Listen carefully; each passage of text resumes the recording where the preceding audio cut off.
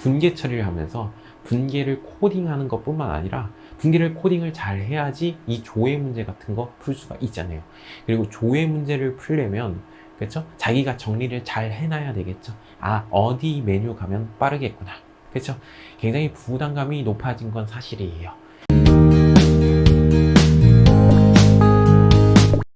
자, 프로그램을 설치하겠습니다. 54회 FAT 2급 설치해 주시고 확인 버튼 눌러 주시면 되겠습니다.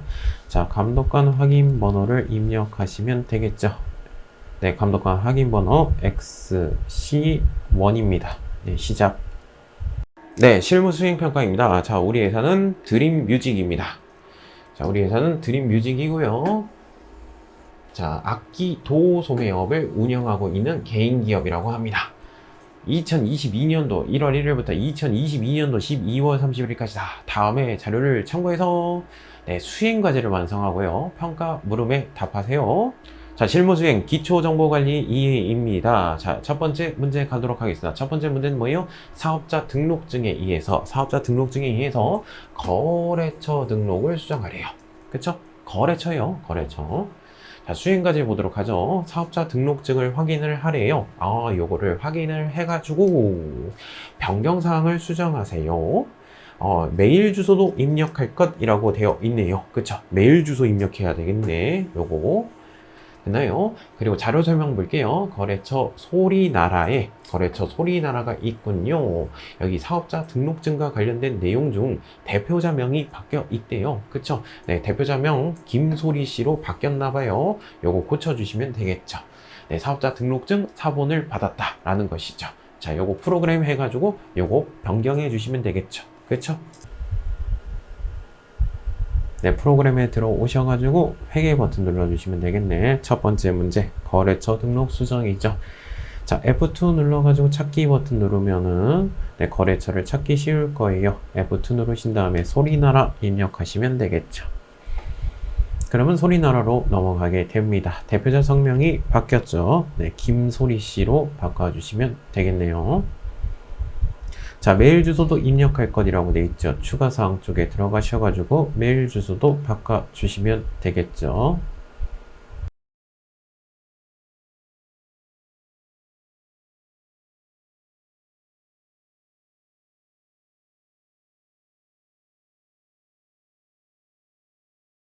자, 2번 문제입니다. 전기분 손익계산서의 입력 수정이라고 되어 있네요. 작년도 손익계산서를 수정하라는 문제가 되겠네요. 그쵸? 자, 올해 당기는 7기였죠? 네, 7기였는데 이거 작년도의 손익계산서였어요. 됐어요? 작년도에는 단기였겠죠? 그쵸? 6기, 작년도 요거를 보셔야죠. 요건 뭐예요? 재작년도죠. 그쵸? 됐어요? 작년도에 대해서 입력 수정을 하라는 것이죠. 수행과제 먼저 보시면 입력이 누락이 되었거나 오류된 부분을 찾아서 수정 입력하래요. 네, 수정해서 입력해 주세요. 전기분 재무제표는 입력되어 있어요. 전기분 손익계산서 되면 가면은 입력이 되어 있겠죠. 그 중에서 검토한 결과 오류를 발견하였다. 그러니까 여러분들이 수정하라는 내용이 되겠죠. 네, 전기분 손익계산서 메뉴 가겠습니다. 입력이 누락되거나 오류 부분을 찾아서 수정하라는 내용이죠. 일단은 가장 큰 카테고리 진하게 표시되어 있는 부분이 있죠. 네, 오른쪽 거 금액 확인해 주시면 되겠네요. 매출액부터 시작을 해가지고 매출 원가, 매출 총이익, 판매비와 관리비가 틀렸네요. 판매비와 관리비의 급여부터 잘 살펴보시면 되겠네요. 네, 급여, 복리후생비, 여비교통비, 접대비, 통신비, 수도강열비, 세금가공과, 감가상각비, 보험료, 차량 유지비 금액이 틀렸겠네요. 차량 유지비 금액을 고쳐줍시다. 50만원이 아니라 250만원으로 고쳐주시면 되겠네요. 자, 소모품비가 없네요. 따라서 맨 밑으로 가서 F2 도움 코드 눌러주신 다음에 소모품비 입력해 주시면 되겠죠. 네, 금액은 80만원입니다. 소모품비가 아래 나와서 조금 헷갈리시나요? 그러면 우측 상단에 조회 버튼 눌러주시면 소모품비가 위쪽으로 넘어가집니다. 네, 판매비와 관리비 네, 금액 확인해 주시고 영업이익, 영업의 수익, 영업의 비용 해가지고 당기순이익까지 금액 확인해 주시면 되겠습니다.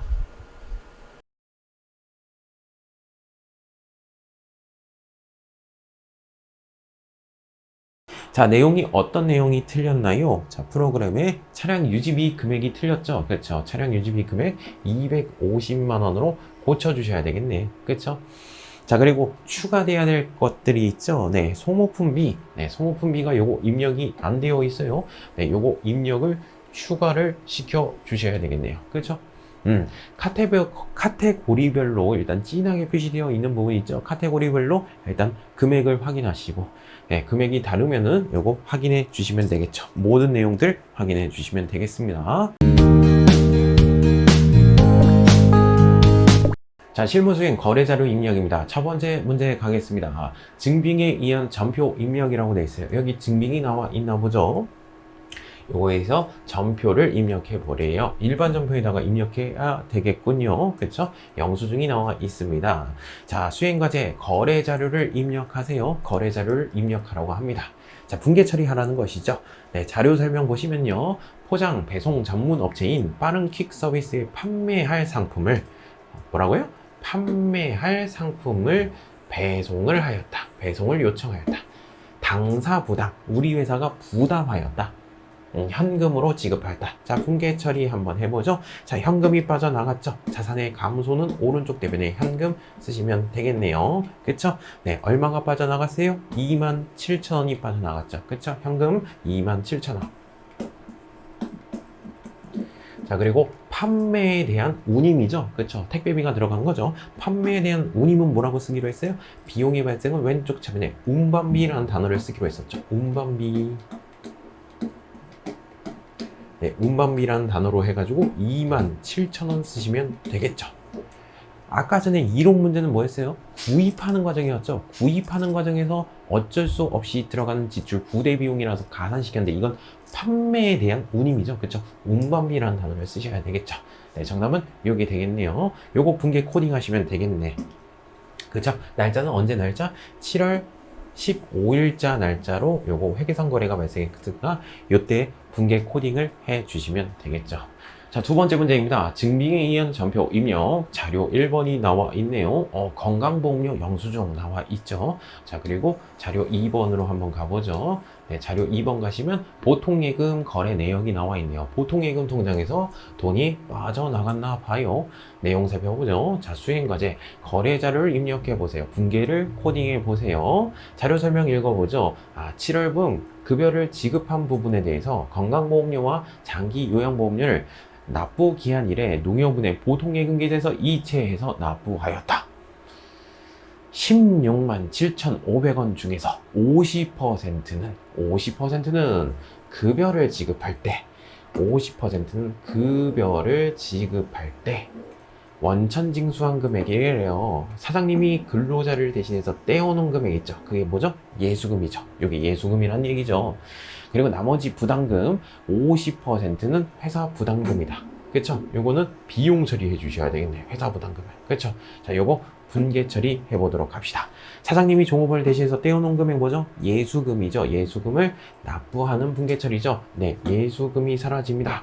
부채의 감소는 왼쪽 차변에 예수금이 되겠죠. 자, 금액은 얼마? 16만 7,500원 중에 50%라고 되어 있어요. 83,750원이죠. 83,750원이 되겠네요. 그쵸? 이거 뭘로 납부했어요? 보통예금 통장에서 빠져나갔어요. 자산의 감소는 오른쪽 대변에 보통예금 쓰시면 되겠네요. 보통예금 얼마? 83,750원이 빠져나갔죠. 근로자 부담금 빠져나간 분계 처리를 했어요.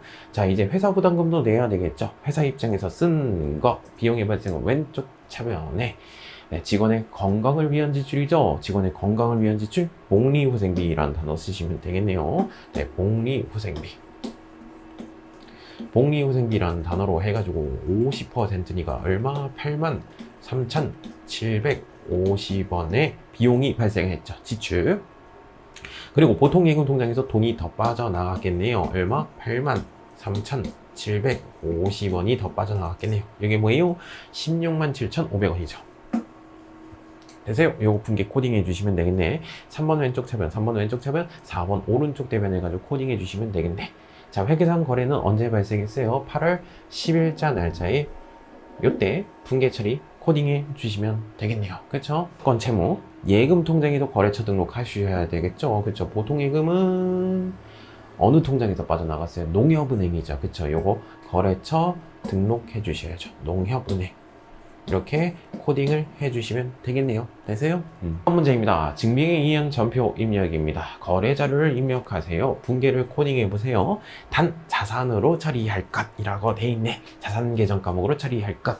자, 내용 좀 살펴봅시다. 자료 설명. 사무실에서 사용할 복합기를 구매했대요. 사용 목적으로 물건을 구매했어요. 자산 처리하래요. 네, 비품이 생겨났죠. 자산의 증가는 왼쪽 차변에 비품이라는 단어 쓰시면 되겠네. 그쵸? 비품 얼마? 여기 있네. 여기 250만 원에 구입을 했죠. 그쵸? 250만 원 자산이 생겨났어요. 물건이 생겨났습니다. 자산의 증가는 왼쪽 차변에. 자, 그리고 국민카드로 결제를 했대요. 카드로 결제했습니다. 신용카드 결제했어요. 신용카드사한테 갚아야 될 의무가 생겨났죠. 상품 구입한 거 아니죠. 주된 영업 활동이 아니잖아요. 뭐라고 써요? 미지급금이라는 단어 쓰시면 되겠죠. 미지급금 해가지고 얼마? 네, 250만 원 갚아야 될 의무가 생겼죠. 부채의 증가는 오른쪽 대변에다가 쓰시면 되겠네요. 그쵸? 채권, 채무죠. 갚아야 될 돈이죠. 미지급금 누구한테 갚아야 돼요? 카드사한테 갚아야 되겠네요. 여기 국민카드사한테 갚아야 될 의무가 생겼네요. 요거 국민카드 꼭 코딩을 해 주셔야 되겠죠. 그리고 날짜는 언제 날짜로? 네, 8월 22일자 날짜로 회계상 거래가 발생을 했네요. 8월 22일 날 분계를 코딩해 주시면 되겠네요. 네, 4번 문제입니다. 재고자산 매출 거래라고 합니다. 매출 거래, 판매한 거래, 재고자산, 판매용 물건, 상품을 판매했다는 것이겠죠. 그쵸? 자, 거래자를 입력하세요. 자, 승윤 악기에 상품을 판매했대요. 자, 분계 처리해보자. 바로. 자, 상품 매출, 수익의 발생은 오른쪽 대변이겠죠. 그쵸? 상품 매출 해가지고 수익 잡아주시면 되겠네. 수익의 발생은 오른쪽 대변에 상품을 판매를 했대요. 상품 매출. 자, 상품 매출 해가지고 금액을 얼마 잡아주면 되겠죠. 요거 판매를 했나 보다. 자, 우리 회사는 드림 뮤직 맞죠? 공급자. 판매를 했고요. 자, 200만원 판매를 했네요. 총 합계 금액 200만원. 수익의 발생은 오른쪽 대변이 되겠네요. 그리고 판매를 했고요. 상품을 판매를 하고, 네. 대금 전액은 외상으로 하였다. 외상으로 판매한 거죠. 그쵸? 외상 금액을 받을 권리가 없었다가 생겨났네요. 주된 영업 활동이고, 외상 금액을 받을 권리 뭐라고 써요? 외상 매출금이라는 단어 쓰시면 되겠죠. 외상 매출금. 자산이죠? 권리, 받을 권리가 생겼습니다. 얼마를? 200만원 받을 권리가 생겼군요. 이렇게 분계를 코딩해 주시면 되겠죠. 그리고 채권, 받아야 될 돈이잖아요. 채권, 외상 매출금 누구한테 받아야 될 돈이에요? 채권, 승윤 악기한테 받아야 될 돈이죠. 그쵸? 거래처 등록 꼭 해주셔야 되겠어요. 되나요? 자, 날짜는 언제 날짜로? 9월 10일자 날짜로 입력을 해주시면 되겠죠. 이때 회계상 거래가 발생을 했죠. 그쵸? 요거 코딩해 보시면 되겠네요. 자, 5번 문제입니다. 통장 4번에 의한 거래 입력이네요. 자료 1번 나와 있고요. 아, 신용카드 이용대금 명세서 나왔네. 요번에 신용카드 사용한 금액이 요 금액인 것 같아요. 자, 그리고 자료 2번 보시면 보통예금 통장에서 돈이 빠져나갔네요. 그쵸? 네, 거래자를 입력하세요. 분계를 한번 해보세요. 자, 신한은행의 8월 사용분 결제 대금이 국민은행 보통예금 계좌에서 이체되었음을 확인하였다 라고 되어 있죠. 아까 카드로 긁은 거 있죠? 네, 미지급금. 아니면 상품을 판매용 물건인 상품을 카드로 긁었으면 외상매입금이겠죠. 이거 살펴봐야 되겠네. 그쵸? 자, 미지급금이 사라집니다. 부채의 감소는 왼쪽 차면에 미지급금이 사라지겠죠. 얼마가? 네, 197만 6천 원이 사라지겠네요. 부채의 감소는 왼쪽 차변에. 보통예금 통장에서 돈이 빠져나갔어요. 자산의 감소는 오른쪽 때문에 보통예금 쓰시면 되겠네. 197만 6천 원 이렇게 써주시면 되겠네. 부채의 감소 빠져나갔잖아요. 갚았잖아요. 네, 이렇게 분계 처리해 주시면 되겠네요. 그리고 채권, 채무. 재무죠. 갚아야 될 돈. 누구한테 갚아야 될 돈이었어요?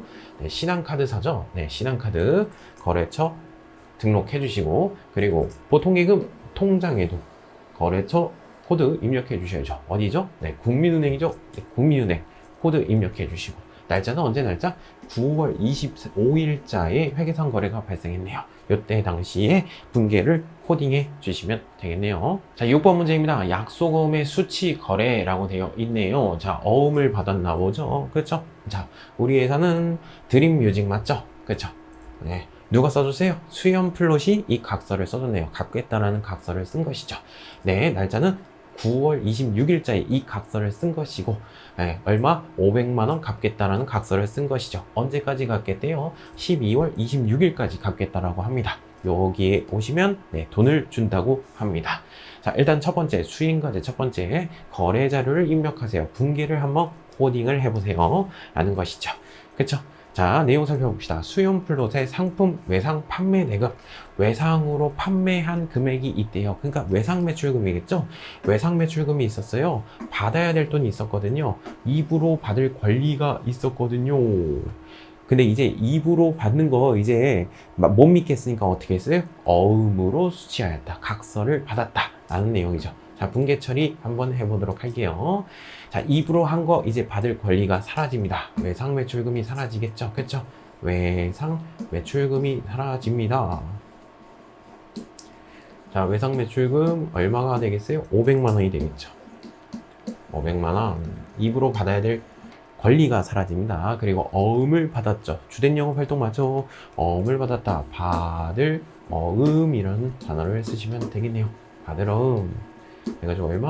500만 원 이렇게 분계 처리해 주시면 되겠네요. 그렇죠? 3번 왼쪽 대면 4번 오른쪽 대면 코딩해 주시면 되겠네요. 그리고 요거 다 채권이죠? 네, 받아야 될 돈 채권이죠? 요것도 받아야 될 돈 채권에 속합니다.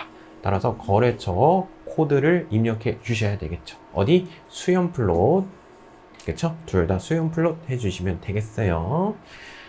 자, 그리고 2번 보시면 수행과제 2번 자금 관련 정보를 입력하래요. F3 누르라는 것이죠. 자, 어음 받은 거 F3 눌러가지고 어음에 대한 정보를 입력해 주시면 되겠네. 그렇죠? 자, 수연 플롯이 발행을 했고요. 언제 날짜로? 9월 26일자 날짜로 요거 분계 코딩해 주시면 되겠고. 자, 여기 어음 번호 나와 있죠? 네. 어음 번호 전자어음이라고 돼 있네요. 6번 전자 선택해 주셔야 되겠죠. 그렇죠? 그리고 요거 만기일자 입력하시고, 네, 지급지, 지급 장소 이렇게 한번 입력해 보시면 되겠네요. 7번 문제입니다. 증빙에 의한 전표 입력, 거래자를 입력하세요. 분계를 코딩해 보세요. 자, 자료 설명 보도록 할게요. 거래처 직원들의 야유회, 거래처 직원들이네. 야유회 제공하기 위한 도시락을 구입했대요. 이 내용인가 보죠. 자, 거래처와의 관계 유지를 위한 지출이죠. 비용의 발생은 왼쪽 차분에 접대비라는 단어 쓰셔야죠. 네, 접대비. 네, 우리 회사 직원들이 아니네요. 도대체 우리 회사 직원들을 위해서 쓰지. 네, 11만 원 이렇게 처리해 주시면 되겠네. 비용 처리해 주시면 되겠고. 자, 현금 영수증이래요. 수취한 현금 영수증이다. 아, 대금은 보통예금 계좌에서 이체하였다 라는 것이죠. 보통예금 통장에서 돈이 빠져나가겠네요. 자산의 감소는 오른쪽 때문에 보통예금 쓰시면 되겠네요. 얼마? 11만 원 이렇게 코딩을 해 주시면 되겠네요. 3번 왼쪽 되면 4번 오른쪽 되면 코딩 해 주시면 되겠고, 채권, 채무, 예금 통장에 대해서 거래처 등록. 보통 예금은 어디서? 신한은행 통장에서 빠져나갔죠. 됐어요? 신한은행 코딩 해 주시면 되겠고, 날짜는 언제? 날짜가 나와 있나요? 여기 있군요. 10월 15일자 날짜로 분기를 코딩해 주시면 되겠죠. 8번 문제입니다. 통장 4번에 의한 거래 입력입니다. 거래자료를 입력하세요. 분계를 코딩해 보세요. 자료 설명. 다임 피아노와 상품 매출 계약을 했었대요. 어머, 계약이라는 그 자체는 회계상 거래가 아니죠. 계약서만 작성했을 뿐 금액적으로 변동이 생기지 않았어요. 근데 뒤에 있는 부분이 금액적으로 변동이 생겼죠. 계약금을 농협은행 보통예금 계좌로 입금받은 내용이다. 이 내용이 뭐예요? 보통예금 통장에 맡기신 금액, 들어온 금액이래요. 됐어요? 자, 보통예금 통장에 돈이 들어왔어요. 자산의 증가는 왼쪽 차변에 보통예금 쓰시면 되겠네요. 보통예금 통장에 금액이 얼마가 들어왔죠? 60만 원 들어왔어요. 계약금을 먼저 받았네요. 요거 단어 뭐라고 써요? 선수금이라는 단어 쓰시면 되겠죠. 먼저 받은 금액, 계약금을 먼저 받았다. 선수금이라는 단어를 쓰죠. 60만 원 이렇게 코딩을 해주시면 되겠네요. 그쵸? 자, 선수금이 왜 여기 왔어요? 계약금을 먼저 받았으니까 물건을 줘야 될 의무가 생겼죠. 부채의 증가는 오른쪽 대변에 이렇게 채권, 채무죠. 물건을 줘야 될 의무가 생겼죠. 채무 어디? 다인 피아노, 그쵸? 다인 피아노. 그리고 보통예금 통장에도 거래처 등록해 주셔야죠. 보통예금은 어디? 농협, 그쵸? 농협은행 이렇게 코딩을 해 주시면 되겠네요. 날짜는 언제 날짜? 10월 28일자 날짜로 회계상 거래가 발생을 했네요. 이때 코딩을 해 주시면 되겠죠. 자, 거래자료 입력입니다. 일반전표 입력 메뉴 들어가시면 되겠네요. 자, 날짜는 7월 15일자입니다. 왼쪽 채변에 운반비, 오른쪽 대변에 현금 해가지고 코딩을 해 주시면 되겠네요. 저는 3번 왼쪽 채변, 4번 오른쪽 대변으로 코딩을 했는데요. 출금전표 사용해도 됩니다. 1번 출금전표 사용해가지고 운반비라는 단어만 쓰시면 되겠죠. 이렇게 코딩 하셔도 정답 처리가 인정이 돼요.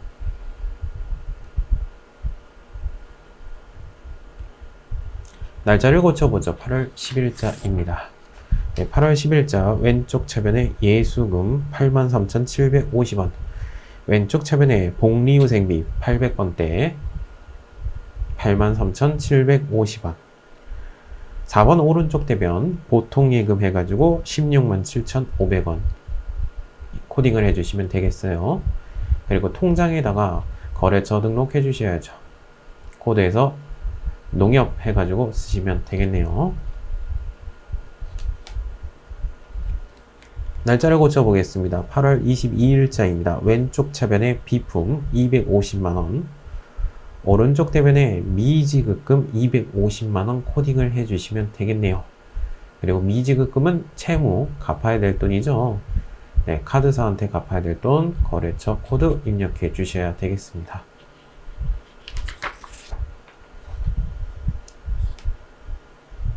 날짜를 바꾸겠습니다. 9월 10일자입니다. 왼쪽 차변에 외상 매출금, 4번 오른쪽 대변 상품 매출 200만원 코딩해 주시면 되겠어요. 외상 매출금은 채권이죠. 거래처 코드 반드시 입력해 주셔야 되겠습니다. 날짜를 바꾸겠습니다. 9월 25일자 카드 대금 납부입니다. 왼쪽 차변에 미지급금 197만 6천원, 4번 오른쪽 대변 보통예금 197만 6천원 코딩을 해주시면 되겠고, 미지급금 채무죠. 카드사 입력해 주시면 되겠고, 통장에도 거래처 등록해 주셔야 되겠죠. 국민은행 코딩을 해주시면 되겠네요.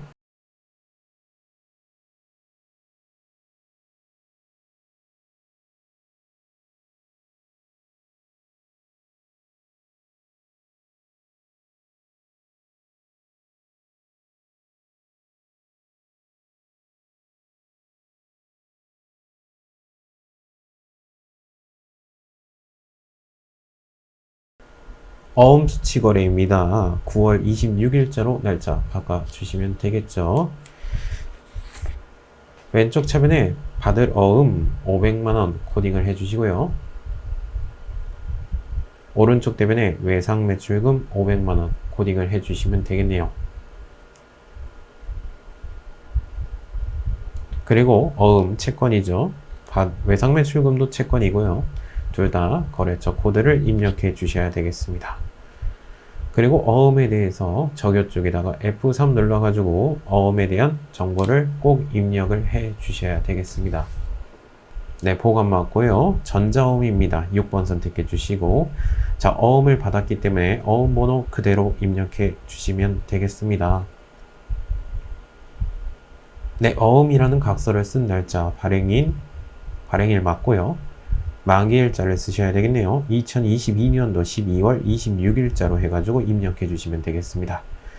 지급은행은 F2 눌러가지고 국민은행 선택해 주시면 되겠고요. 네, 지점은 서대문 지점이라고 쓰시면 되겠습니다. 이렇게 입력을 해야지 받을 어음 현황에 반영이 됩니다. 날짜를 바꿔보겠습니다. 10월 15일자입니다. 왼쪽 최변에 접대비 11만원, 4번 오른쪽 대변 보통예금 11만원 코딩해 주시면 되겠네요. 그리고 보통예금 통장이니까 거래처 코드 반드시 입력하도록 합시다. 자, 날짜는 10월 28일자입니다. 왼쪽 차변에 보통예금 60만원이고요. 4번 오른쪽 대변 선수금 60만원 코딩을 해주시면 되겠어요. 자, 통장에다가 거래처 코드 입력해 주시고요. 선수금, 채무죠. 채무에다가도 거래처 코드 입력해 주시면 되겠습니다.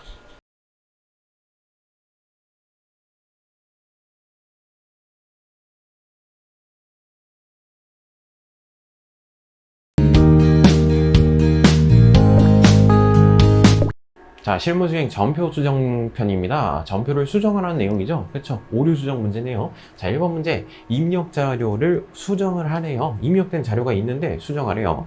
거래 자료를 수정을 하세요. 자, 그러면 분계가 코딩이 어떻게 되어 있는지 확인을 해 주셔야죠. 날짜, 언제 날짜? 네, 9월 12일자 날짜로 가주시면 되겠죠. 그럼 분계가 코딩이 되어 있을 거예요. 그 내용 자체가, 코딩된 내용 자체가 틀렸다는 것 아닙니까? 여러분들이 올바르게 수정하세요 라는 내용이죠. 자, 수정 전 해가지고 분계가 이렇게 코딩이 되어 있나 보죠. 네, 미지급금이 사라졌고요. 갚았네요. 네, 돈을 빠져나갔죠. 그쵸?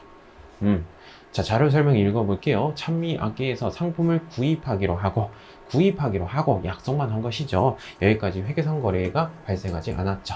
계약금을 농협은행 보통예금 계좌로 이체한 내용이다. 42만원 이체를 했구나 라는 것이죠. 그쵸? 이거 뭐예요? 선급금이죠? 그쵸? 계약금을 먼저 준 거잖아요. 그쵸? 선급금이라는 단어를 쓰셔야 되겠네. 선급금은 자산이죠? 요 분계 처리 보시면 선급금 자산이죠? 왜? 계약금을 먼저 줬으니까 물건을 받을 권리가 생겼죠. 물건을 받을 권리 자산 쪽에 해당이 됩니다. 나중에 상품을 받을 권리가 생겼겠죠. 그쵸? 자, 그러면 단어 이름을 바꿔주셔야 되겠네요. 그쵸?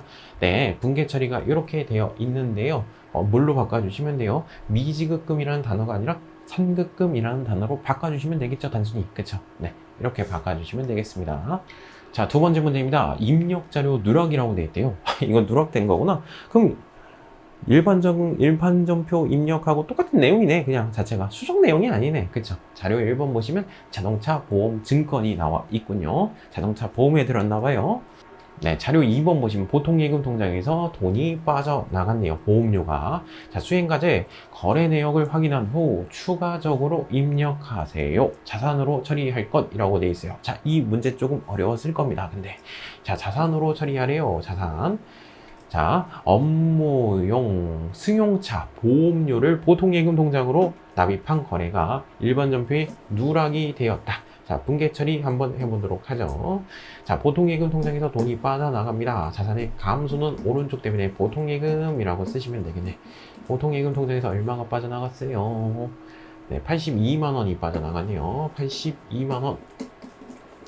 자, 우리 보험에 대한 지출이 있었죠? 뭐라고 썼어요? 보험료라는 단어를 썼었겠죠. 보험료는 뭐예요? 비용 처리죠. 그쵸? 보험료를 이거 한꺼번에 지급하는 내용이죠. 그쵸? 그러니까 내년도 보험료, 그러니까 상급비용이라는 자산 처리하라는 거예요. 되세요? 네. 자산의 증가는 왼쪽 차변에 상급비용 해가지고, 네. 내년도 비용입니다. 라고 해가지고 자산으로 다 잡아주라는 내용이죠. 그쵸? 네. 이거 보험료 쓰신 분들은 틀렸습니다. 네. 비용 처리가 아니라 자산으로 처리하라고 합니다. 상급비용이라고 써주셔야 되겠네요. 그리고 채권 채무 예금 통장에 대해서 예금 통장이다. 어느 통장에서 빠져나갔죠? 네, 신영은행. 네, 코딩해 주시면 되겠네요. 따라서 자료 1번 보시면요. 보험 기간이 나와 있죠. 10월 달부터 해가지고 내년도 것까지 이렇게 한꺼번에 납부한 거죠. 근데 내년도 비용입니다 라고 해가지고 성급 비용 다 잡아놓은 거예요. 그쵸? 그리고 12월 31일 날 어떻게 해야 되겠어요? 올해 비용에 대한 거 잡아주시면 되겠죠. 네, 결산 분계 해주시면 되겠어요. 자산으로 처리하라고 되어 있기 때문에 성급 비용으로 처리하시면 되겠고, 비용 처리라고 했으면은 네, 보험료라는 단어를 쓰시면 되겠죠. 자, 전표 수정입니다. 자, 9월 12일자로 가시면 코딩이 된 거 확인하실 수가 있을 거예요. 자, 미지급금이 아니죠. 네, 계약금을 먼저 준 것이죠. 네, 선급금이라는 자산 처리를 해야 되겠네요. 선급금은 채권이니까 거래처 코드 잘 입력된 거 확인하실 수가 있습니다. 계정 과목만 이름을 바꿔주면 되겠네요. 자, 10월 26일자입니다. 추가로 입력하는 내용이죠. 왼쪽 차변에 선급비용 82만원, 4번 오른쪽 대변 보통예금 82만원 코딩해 주시면 되겠어요. 보통예금 통장의 거래처 코드 반드시 입력해 주셔야 되겠죠. 자산으로 처리하라고 했으니까 선급비용이라고 쓰는 거 맞습니다. 비용 처리했다면 보험료라는 단어를 쓰시면 되겠죠.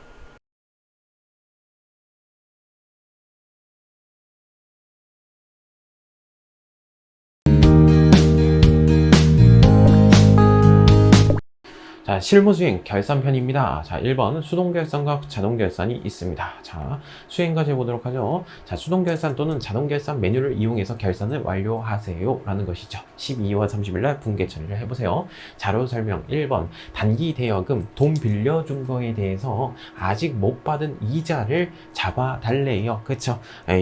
올해 발생을 했으니까 이자를 잡아달라는 것이죠. 그쵸? 네. 분계 처리해 보도록 하죠. 네, 수익의 발생은 오른쪽 대변에 이자 수익 해가지고 수익을 잡아주시면 되겠네. 수익 얼마? 네, 25만원. 올해 발생한 거니까 이자 수익 잡아주십시다. 그리고 아직 못 받았죠? 아직 못 받았어요. 네, 미수금이라고 쓰고 싶은데, 그쵸? 요건 12월 31일 분계죠? 네, 수익 써주시면 되겠네. 미수 수익 해가지고 얼마? 네, 25만원 이렇게 분계를 코딩해 주시면 되겠죠. 언제 날짜로? 12월 31일자 날짜로 일반 전표 입력에다가 이렇게 코딩해 주시면 되겠네. 3번 왼쪽 차변, 4번 오른쪽 대변 해가지고 코딩해 주시면 되겠네요. 그쵸? 요거는 수동으로 할 수밖에 없어요. 그리고 2번 같은 경우는 기말 상품 재고액은 5,400만 원이다 라고 되어 있는데 요거는 자동 결산으로 가능하죠. 네, 분계를 자동적으로 해주는 메뉴가 있었죠. 그게 뭐예요? 결산자료 입력. 그쵸? 이거 결산자료 입력하셔가지고 기말 상품 재고액 입력하시면 상품티 있죠? 상품티 해가지고 기초 매입한 거 네, 기말 부분을 집어넣으시면 매출원가가 나오겠죠. 매출원가에 대한 분계 처리까지 알아서 해주게 되겠죠. 이건 자동 결산을 한번 해보겠습니다. 자, 자동 결산 하신 다음에 자, 손익계산서 12월 31일 기준으로 손익계산서 그리고 재무상태표 순서대로 조회해서 작성하래요. 네, 그쵸? 손익계산서 당기 순이익이 나와야지, 남긴 게 나와야지 네, 사장님의 몫인 자본 쪽으로 쏙 들어갈 것이잖아요. 그쵸? 요 순서대로 조회해서 작성하래요. 그리고 손익계산서 작성할 때 기능모음 쪽에 추가를 입력하래요. 추가를 입력해서 손익의 대체 분계를 사용할까. 그러니까 손익계산서 장부를 마감하라는 뜻이에요. 자동적으로 분계 처리를 해주니까 네, 걱정할 필요는 없을 것 같아요. 자, 결산 문제입니다. 12월 31일자 들어가시고요. 왼쪽 차변에 미수 수익 25만원, 4번 오른쪽 대변 이자 수익 25만원 입력해 주시면 되겠어요. 이거는 수동으로 입력해 주셔야 되겠습니다. 네, 이자의 발생이죠. 네, 이자를 잡아주는 건데 아직 못 받았으니까 미수 수익이라는 단어를 쓰는 것이고요. 자, 두 번째 기말 상품 재고액은 자동 결산으로 한번 해보도록 할게요. 전체 메뉴에서 결산자료 입력 들어가시면 되겠죠. 결산자료 입력 들어가신 다음에 1월부터 12월까지 엔터 치신 다음에 그리고 기말 상품 재고액에다가 5,400만원 입력해 주시면 되겠죠. 5,400만원 입력해 주시고 끄시면 안 돼요. 반드시 전표 추가 버튼을 눌러 주셔야 되겠습니다. 우리는 분개를 해야 되잖아요. 일반 전표에 추가하시겠습니까? 예 버튼 눌러주시면 되겠죠. 그러면 일반 전표 입력의 12월 31일자 날짜로 분개가 코딩된 거 확인하실 수가 있습니다. 자, 그 다음에 손익계산서 재무상태표 순서대로 가도록 할게요. 자, 전체 메뉴에서 손익계산서 들어가십시오. 엔터 누르게 되면 12월까지 나오게 됩니다. 당기순이익 금액이 나와 있고요.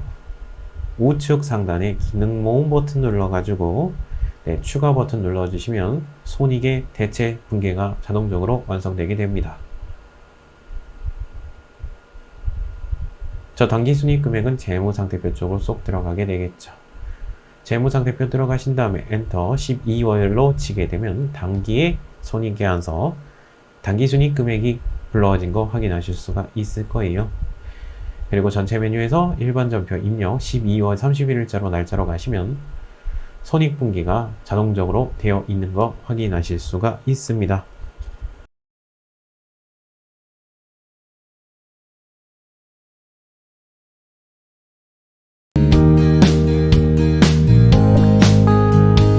자, 평가 문제 실무 수행평가 62점이라고 나와 있습니다. 자, 이 부분이 비대면 시험으로 바뀌면서 새롭게 나오는 부분이죠. 그렇죠?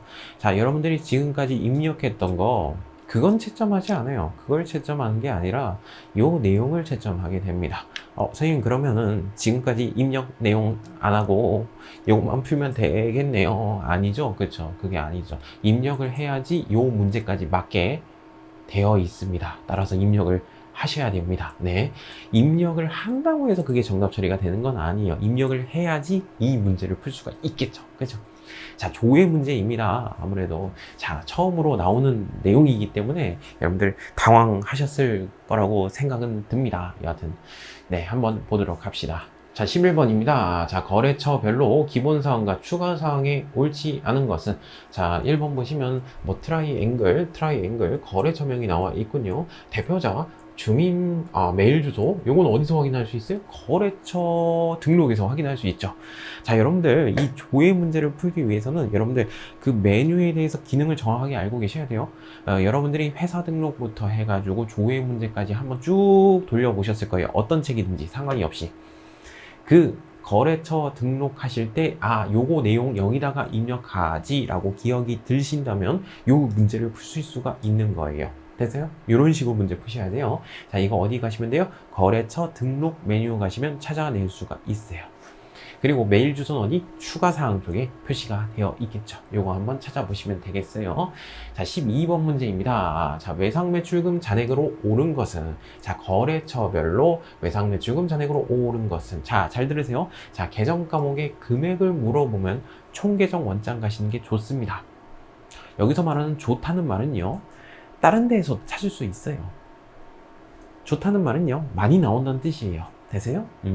자, 근데 계정 과목의 금액을 물으면 총계정 원장 가시는 게 좋은데요. 거래처까지 묻고 있잖아요. 그럼 거래처 원장 가시는 게 좋아요. 됐어요? 네, 거래처 원장 가가지고 이 내용 한번 살펴보도록 할게요. 외상매출금 잔액은 얼마인가?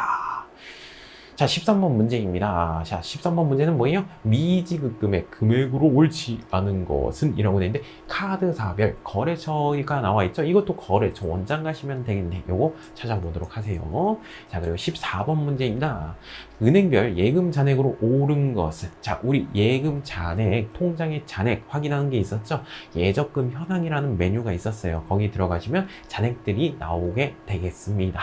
그리고 15번 문제입니다. 15번 문제는 뭐냐면 판매비와 관리비의 금액으로 옳지 않은 것은, 아까 전에 뭐라고 했죠? 계정 과목의 금액을 물어보면 총계정 원장 가시라고 했죠. 그쵸? 거래처까지 묻고 있으면 거래처 원장 가시라고 했죠. 자, 근데 이거 계정 과목이에요? 판매비와 관리비는 계정 과목이 아니에요. 복리후생비, 접대비. 이건 계정 과목이 아니란 말이에요. 이건 카테고리죠. 카테고리이기 때문에 어디로 가시냐면 일개표, 월개표 가시는 게 편해요. 근데 일개표, 월개표 들어가면 이거 복잡해요, 되게. 만약에 요거 일개표, 월개표 갔는데 못 찾겠다. 그러면은 손익계산서, 판매비와 관리비가 손익계산서죠. 손익계산서 조회해 보시면 되겠네요. 자, 16번 문제입니다. 16번 문제는 뭐예요? 판매비와 관리비의 계정 과목과 코드를 입력. 판매비와 관리비의 금액을 찾고 싶죠? 어디 가라고요? 일개표, 월개표 가시면 편해요. 만약에 없으면 손익계산서 가시는 게 좋을 거예요. 되세요? 네, 17번 문제입니다. 당일 현금의 잔액은 얼마인가? 현금이라는 단어의 금액은 얼마인가? 총계정 원장 가셔도 찾을 수가 있습니다. 물론 일일 자금 명세서에서도 찾을 수 있습니다. 근데 총계정 원장으로 저는 풀어볼 겁니다. 그냥 네, 계정 과목의 금액을 물어보면 총계정 원장 가시는 게 좋습니다. 네, 18번 문제입니다. 18번 문제는 뭐예요? 당좌자산 계정 중에 이건 카테고리가 나왔죠? 잔액이 가장 적은 것은 이거 어디 가시면 되겠어요? 카테고리가 나와 있고 금액을 물어보면 일개표, 월개표 가시는 게 좋아요. 일개표, 월개표에서 나올 수 없다. 그럼 어디로 가시면 돼요? 어디로 가시면 돼? 어디로 가시면 돼? 재무상태표 가시면 되겠죠. 그렇죠? 물론 합계잔액 시상표에서도 조회할 수가 있어요. 네. 자, 19번 문제입니다. 바드러움의 보유금액, 만기일이 2022년 도래하는 바드러움. 이거 바드러움 현황 있죠? 바드러움 현황. 네, 거기 들어가시면 되겠네요. 그리고 요거 20번 문제는 뭐예요? 상품 매출이라는 단어가 나왔죠? 금액은 얼마인가? 총계정 원장 가시는 게 좋겠네. 됐어요. 자, 21번입니다. 입금 전표의 건수는 이라고 되어 있어요. 물론 일반 전표 입력 가가지고 입금 전표 내용 찾아보면 되겠죠. 근데 되게 내용이 많을 거예요. 그래서 어디 가시면 되냐면 전표 출력이라는 메뉴가 있어요. 거기 가시는 게 좋을 거예요. 전표 출력이라는 메뉴 가셔가지고 입금 찾아보시면 좋을 것 같습니다. 자, 여기 분계장 조회라고 되어 있는데 이건 모범 답안인데 모범 답안이라고 할 수 없어요. 어느 메뉴를 가시든지 찾을 수는 있어요. 됐어요? 그게 가장 빠른 방법이 있겠죠. 근데 가장 빠른 방법을 여러분들이 공부하시면 더 헷갈려집니다. 왜 그러냐면 이럴 때 이렇게 가고 이렇게 가고 이럴 때 이렇게 가고 그렇게 공부하지 마시고 어떻게든 여러분들 내용을 줄여야 되잖아요. 그렇죠? 내용을 줄이고 정확도를 높여야 되잖아요. 저는 이렇게 생각합니다. 계정 과목의 금액을 물어보면 총계정 원장 가라. 딴 데서도 찾을 수 있다. 네, 계정 과목의 금액을 물어보면 총계정 원장. 그리고 거래처까지 묻고 있으면 거래처 원장 가시라. 되나요? 네. 그리고 계정 과목이 아니라 카테고리를 묻고 있으면 카테고리의 금액을 묻고 있으면 일개표, 월개표 가시라. 근데 그게 없다면 손익계산서, 재무상태표로 가시라. 이렇게 정리해 주세요. 되세요? 그리고 어음 나오면은 받으러 어음 현황. 어음을 줬으면 지급 어음 현황 가시면 되겠죠? 그렇죠? 그리고 뭐 거래처 등록이야 여러분들 좀 첫날에 공부했으니까 대부분 처음에 공부했으니까 아실 테고. 그렇죠? 네. 지금 어디까지 했나? 여기다. 22번. 보험료의 금액은 얼마인가? 총계정 원장 가시는 게 좋겠죠. 계정 과목의 금액을 물었고 있잖아요. 난 총계정 원장으로 꿋꿋하게 풀 거야. 물론 손익계산서에도 찾을 수 있어요. 자, 영업의 수익은 얼마인가? 이거 카테고리다. 이거 일개표, 월개표 가시면 되겠죠. 그렇죠? 물론 손익계산서에서도 찾을 수 있어요. 일개표, 월개표에서 못 찾으면 손익계산서 가세요. 상품 매출원가의 금액을 얼마인가? 이 총계정 원장 가시는 게 좋겠죠. 그렇죠? 계정 과목의 금액을 묻고 있잖아요. 차량 유지비의 발생은 얼마가 증가하였느냐? 이거는 손익계산서 아니면 재무상태표 가시는 게 좋아요. 왜? 전기과하고 단기께 나오니까. 되세요? 이렇게 하시면 되겠네요. 25번. 26번 문제. 선급금의 잔액은 얼마인가? 계정 과목의 금액을 물어봤죠. 총계정 원장 가시는 게 좋아요. 되세요? 27번. 유형자산. 이건 카테고리다. 카테고리니까 일개표, 월개표 가신데 못 찾겠으면 재무상태표 가시라고. 되세요? 자, 그리고 28번입니다. 계정 과목의 금액을 얼마인가? 총계정 원장. 되세요? 선수금의 잔액은 얼마인가? 금액은 얼마인가? 총계정 원장. 웬만하면 총계정 원장으로 다 푸세요. 되세요? 자, 그리고 30번 문제. 재무상태표에 자본금의 금액은 얼마인가? 주어졌잖아. 재무상태표라고. 재무상태표 한번 가봐. 요거는. 되세요? 이렇게 문제를 푸시면 되겠네요. 그쵸? 62점이나 되네요. 그쵸? 자, 배점이 다 다르죠? 그쵸? 배점이 다 다르고요. 조회 문제 여러분들 연습하는 내용들 연습하셔야 됩니다. 그러니까 그 메뉴별로 어떤 연관성을 지어서 정리를 해보세요. 여러분들 스스로 정리를 해보세요. 그러니까 제가 큰 틀은 얘기를 해드렸어. 계정 과목의 금액은 총계정 원장 가라. 큰 틀은 얘기를 했는데 여러분들마다 스타일이 있을 거예요. 어딜 가서든지 찾을 수가 있거든요. 답은. 그러니까 여러분들이 정리를 하셔야 돼요. 지금부터. 큰 틀은 정리를 제가 해드리는데요. 그게 정말로 모범 답안이라고 얘기할 수는 없어요. 여기도 이게 모범 답안이라고 얘기할 수 없어. 큰 틀은 정리하되 여러분들이 정리를 해주자. 문제를 보면서 아 이거는 여기 가는 게 좋구나. 나는 이 메뉴가 정말 편한 걸 그 메뉴 가시면 돼요. 되세요? 이렇게 정리를 해 주시기 바랍니다. 네, 실무 수행평가 11번 문제입니다. 자, 거래처 등록 메뉴 가시면 되겠죠. 자, 거래처 등록 메뉴 들어가셔가지고 내용 살펴보시면 되겠어요. 자, F2, 컨트롤 F 눌러가지고 자, 거래처명을 입력해 주시면 되겠죠. 그럼 자세히 찾을 수가 있어요. 대표자 성명 확인하시고 추가사항 쪽에 메일 주소 확인해 주시면 되겠죠. 자, 소리나라도 마찬가지입니다. 컨트롤 F 눌러가지고 소리나라 입력해 주신 다음에 찾으시고 자, 기본사항 중에 대표자 성명 잘 되어 있는지 확인해 주시고 추가사항 쪽에 메일 주소 확인해 주시면 되겠네요. 따라서 11번의 정답은 4번이 되겠습니다. 자, 거래처를 물어봤습니다. 거래처 원장 가시면 되겠죠. 12월 말이니까 12월 말일자로 입력해 주시고 매상 매출금으로 입력해 보도록 할게요. 그리고 거래처는 엔터 해가지고 전체 모든 거래처에 대해서 불러옵니다. 자, 금액을 잔액을 확인해 주시면 되겠죠. 따라서 정답은 3번이 옳은 내용이 되겠습니다. 13번 문제도 마찬가지입니다. 거래처 원장에서 미지급금 잔액을 계산해 보시면 되겠죠. 카드사별로 확인해 보시면 되겠어요. 네, 13번의 정답은 1번이 되겠습니다. 여러분들이 한번 해보시죠.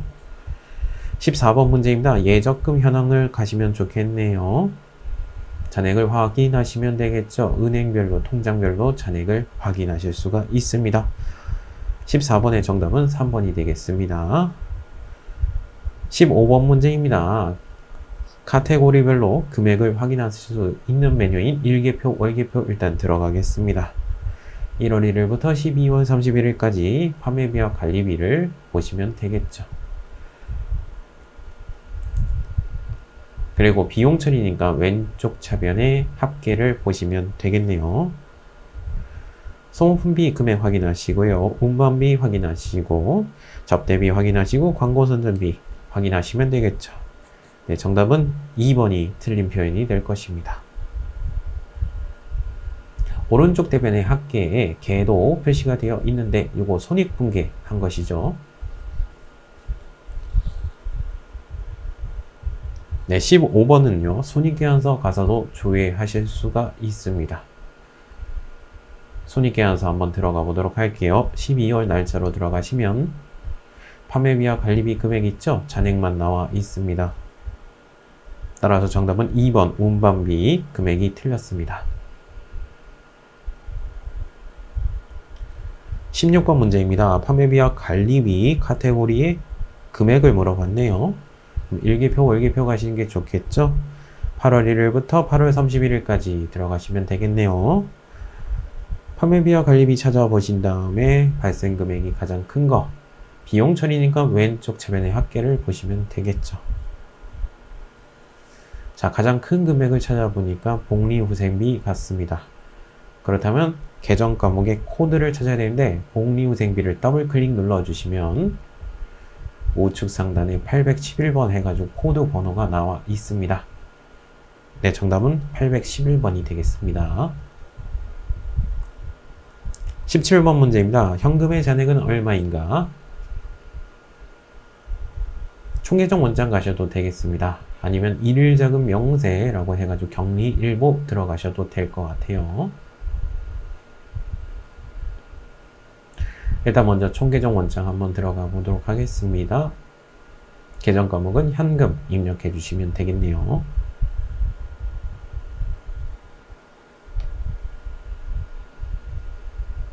월별이 있고 일별이 있죠. 저는 일별로 한번 쳐보겠습니다. 7월 15일자, 7월 15일자 현재의 잔액을 파악할 수가 있겠죠. 정답은 3,548만 8,110원이 되겠습니다. 총계정 원장 가서도 분명히 찾을 수가 있어요. 자, 일일 자금 명세 격리일보 가도록 할게요. 가시면요. 적요 쪽에 보시면 당일 현금이 있죠. 3,548만 8,110원이 되어 있습니다. 여기서도 분명히 찾을 수가 있어요.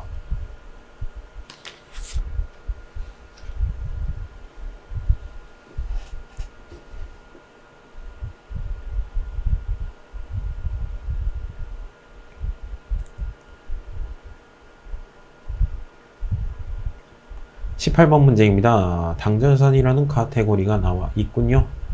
자, 카테고리의 금액을 물어봤으면 총계정 원장 가시는 게 좋겠죠.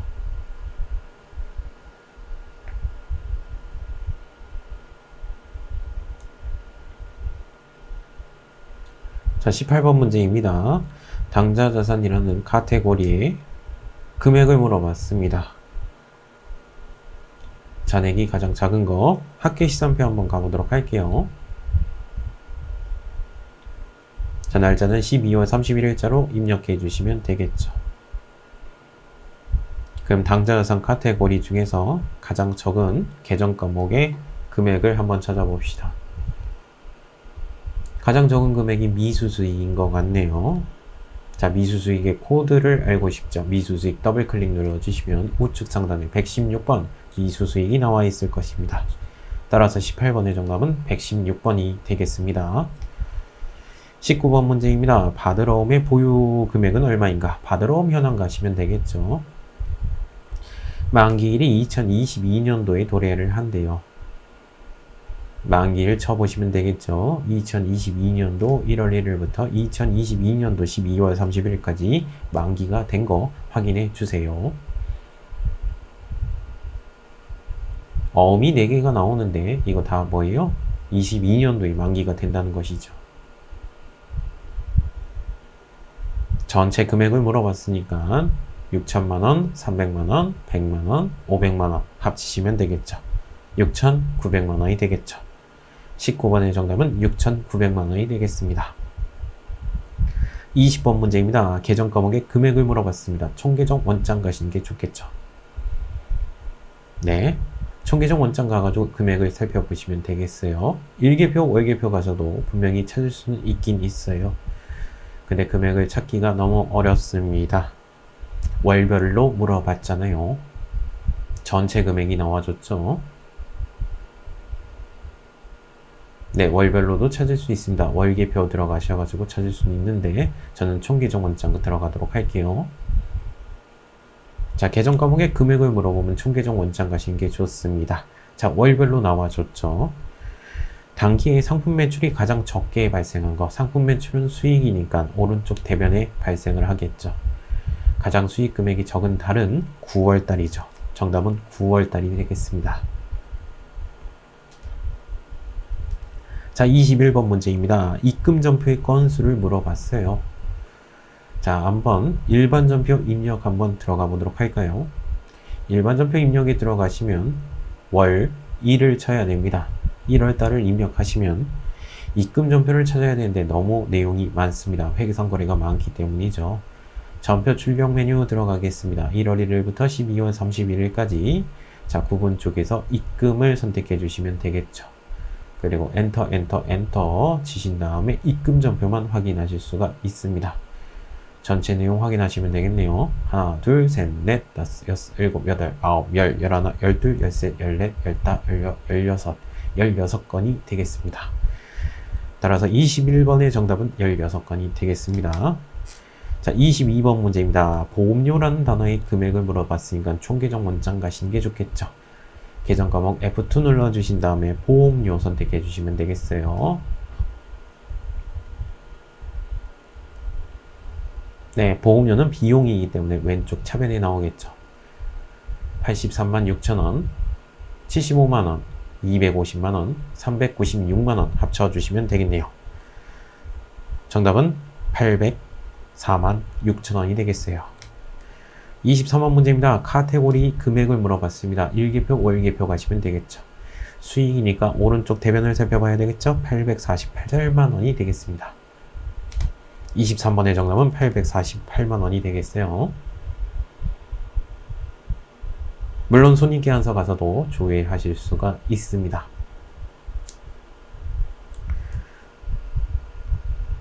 (24번) 문제입니다. 상품 매출원가 금액은 얼마인가? 라고 되어 있는데 일개표, 월개표에서도 확인하실 수가 있어요. 카테고리니까요. 아니면 손익계산서 가셔가지고 조회해 주셔도 되겠습니다.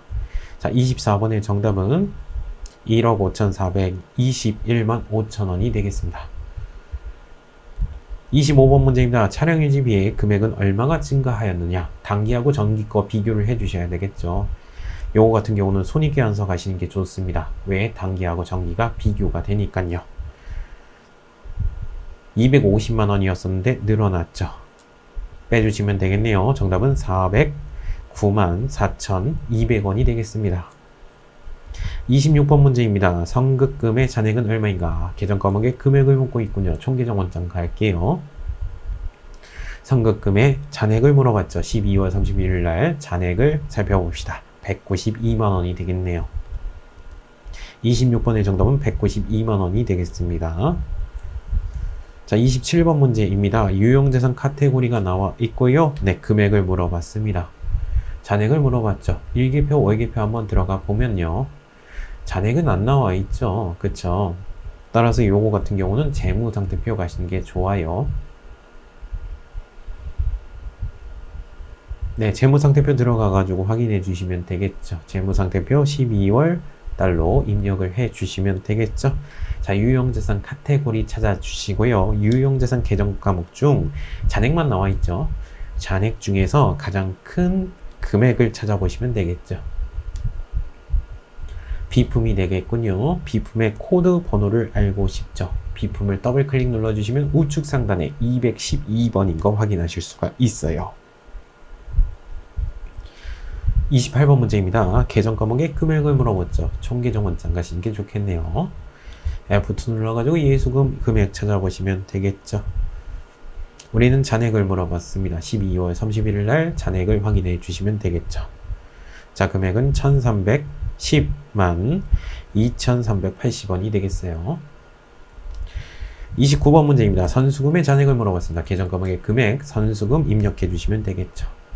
자, 12월 30일 날, 30일 날 잔액 368만 원 입력해 주시면 되겠네.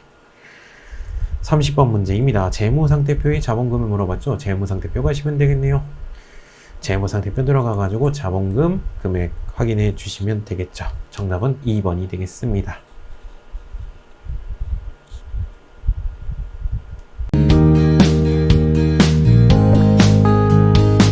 자, 평가 문제. 회계 정보 분석이죠. 네, 회계 정보를 분석하는 거예요. 보시면 31번 재무상태표 조회라고 돼 있죠. 네, 재무상태표 들어가시면 되겠네요. 네, 12월 31일자로 날짜로 들어가시면 되겠고, 네, 전기말, 항상 전기말을 물어보더라고. 옛날 거 물어보더라고. 왜 그러냐면, 단기께 이제 회계 자료를 입력하면서 내용이 금액이 변동이 되겠죠. 그래서 전기 거 물어볼 수밖에 없는 거예요. 여러 내용이. 그렇죠? 네. 당좌상 금액 찾아주시고 유동부채 금액 찾아주시면 되겠네. 요거 계산을 해 주시면 되겠네요. 그렇죠? 네. 금액은 이렇게 돼가지고 정답은 1번이 될 것입니다. 한번 여러분들이 찾아보시죠. 자, 회계정보 분석입니다. 재무상태표 조회를 해주셔야죠. 31번 문제가 되겠습니다. 자, 전기말 당좌 비율을 계산하면 얼마인가 라고 되어 있죠. 단기가 있고 전기가 있는데 전기 거 보셔야 되겠습니다. 당좌상 잔액 확인해 주시고요. 그리고 유동부채 잔액 확인해 주시면 되겠죠. 계산을 해 주시면 정답은 1번이 될 것이에요. 32번 문제도 마찬가지입니다. 재무상태표 조회라고 되어 있고요. 전기말 부채 비율을 물어봤습니다. 부채 총계 확인해 주시고요. 자본 총계 확인해 주시면 되겠죠. 자, 계산을 하게 되면 정답은 2번이 되겠습니다. 55%가 되겠네요.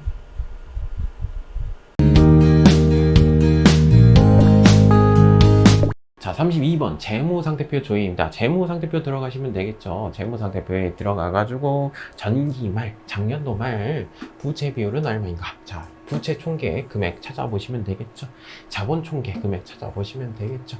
요거 해가지고 계산해 주시면 되겠죠. 네, 정답은 요렇게 해가지고 2번이 되겠네요.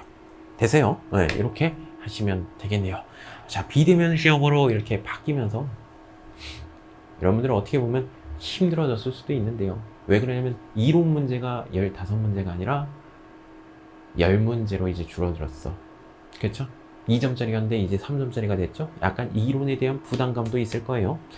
그리고 계정 과목, 이게 분계 처리를 하면서 분계를 코딩하는 것뿐만 아니라 분계를 코딩을 잘 해야지 이 조회 문제 같은 거 풀 수가 있잖아요. 그리고 조회 문제를 풀려면 그렇죠? 자기가 정리를 잘 해놔야 되겠죠. 아, 어디 메뉴 가면 빠르겠구나. 그렇죠? 굉장히 부담감이 높아진 건 사실이에요. 비대면 첫 시험이라서 그렇게 어렵게 낸 것 같지는 않아요. 제가 보기에는 출제자들 머리가 아플 겁니다. 일단 이거 출제하려면 야 머리가 너무 아프다. 이거 난 출제자가 더 불쌍한데? 난 오히려 그럴 것 같습니다. 여하튼 앞으로 여러분들 비대면 시험을 어떻게 합격할지 한번 생각해 보세요. 다음 시험이 많이 남았죠. 그렇죠? 한번 생각 좀 해보세요. 어떻게 합격을 할까? 오늘 여기까지 하겠습니다.